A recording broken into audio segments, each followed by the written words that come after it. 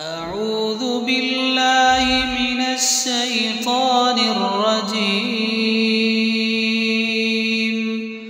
بسم الله الرحمن الرحيم. هل أتاك حديث الغاشية؟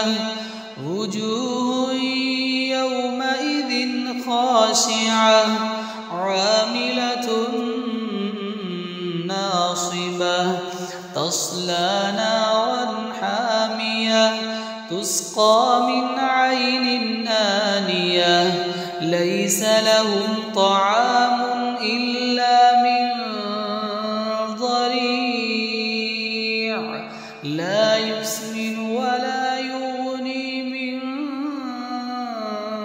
جوع.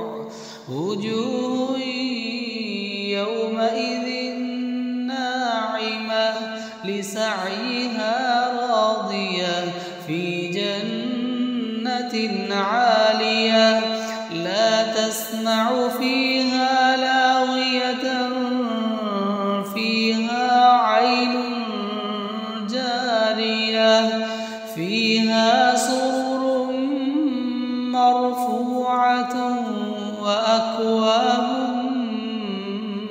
موضوعة ونمارق مصفوفة وزرابي مبثوثة أفلا ينظرون إلى الإبل كيف خلقت وإلى السماء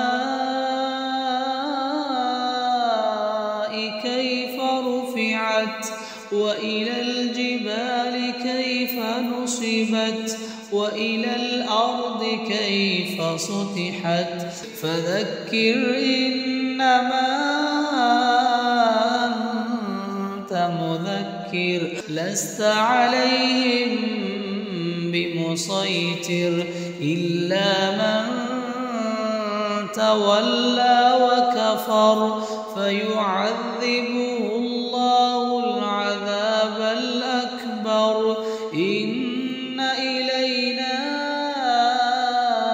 إيابهم ثم إن علينا حسابهم.